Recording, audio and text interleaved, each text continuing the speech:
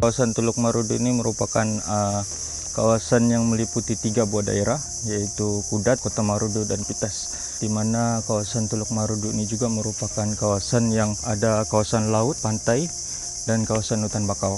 Jadi komuniti di seluruh kawasan Teluk Marudu kebanyakannya bekerja sebagai nelayan. Kawasan hutan bakau yang ada di Teluk Marudu dinamakan sebagai Kudat Marudu Bay Forest Reserve, di mana untuk kawasan Kota Marudu saja ia meliputi lebih kurang 13.000 lebih hektar kawasan hutan bakau saja. Hutan simpan bakau di kawasan Kampung Taritipan ini masih berada di kelas 5, dan pada tahun pertengahan 2018 kawasan hutan ini telah diberi kelas, sudah jadi kelas 1. Aktiviti di kawasan bakau kebanyakan untuk penduduk kampung lakukan sejak dari dulu adalah untuk satunya mencari pendapatan, seperti mencari kerang, ada yang memancing, ada yang melakukan aktiviti-aktiviti seperti menangkap ketam dan sebagainya. Seluruh daerah Kota Marudu mempunyai sebanyak 16 kilang arang. Pada tahun 2015, di mana ada seorang pemaju membina kilang arang berskala sederhana di kawasan Kampung Taritipan. Ini merupakan salah satu daripada aktiviti yang akan menjejaskan ekosistem hutan bakau itu sendiri dan menjejaskan habitat-habitat yang ada di sana.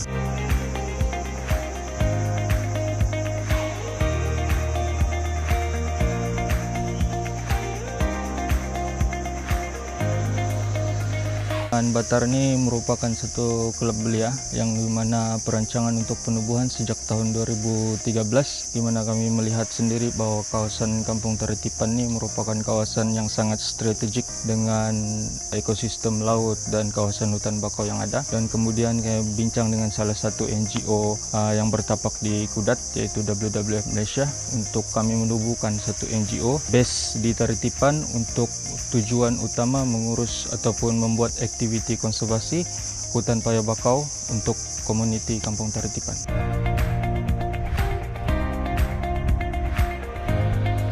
Bagi saya, Anbatar adalah satu-satunya perkumpulan belia. Saya boleh cakaplah, berani cakap dia satu-satunya kumpulan belia yang ada di Sabah nih, yang berani mengambil inisiatif untuk memberitahu kepada pihak luar bahwa kami belia, kami boleh jaga mangrove, kami boleh jaga hutan bakau. Dan mereka bukan buat sendirian, mereka berjumpa dengan Jabatan Perhutanan, mereka bekerjasama dengan NGO seperti WWF dan juga dengan kumpulan-kumpulan NGO yang lain supaya boleh meningkatkan kesadaran tentang kepentingannya untuk menjaga hutan bakau ini.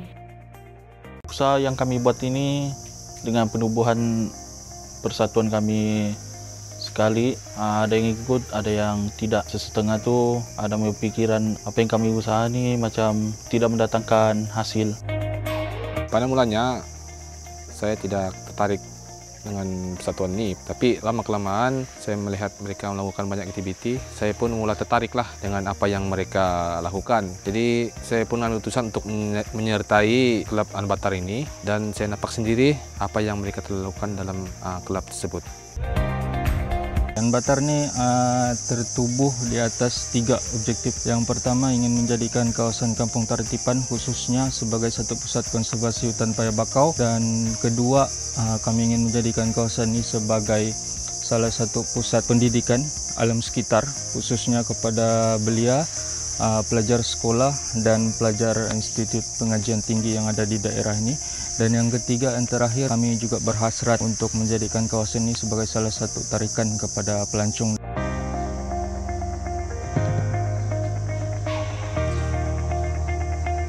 Bagi pandangan saya, Anbatar ini sebenarnya bagus untuk yang belia-belia seperti kami dan generasi yang akan datang.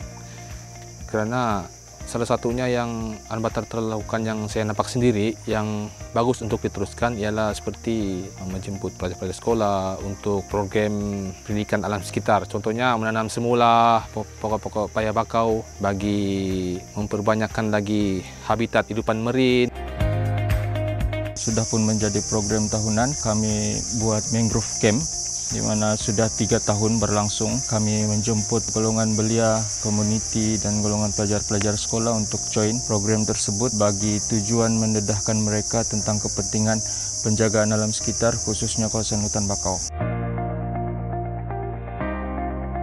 Saya dan rekan-rekan saya masih meneruskan apa yang kami usaha selama ini untuk penduduk kampung juga. Jadi kalau tiada yang mau buat macam begini, siapa lagi? Semestinya ia juga pertama di Taman Mustafa, dan kita harap sebagai WWF dapat melihat lebih banyak lagi perkumpulan-perkumpulan lain yang mendapat inspirasi daripada usaha dan inisiatif Anbatar ini. Bagi pendapat saya dari segi pengurusan sumber alam ini bukannya dibawa jatuh kepada satu pihak punya bahu saja. Jadi apa yang Anbatar buat actually adalah memberi pengajaran kepada semua orang.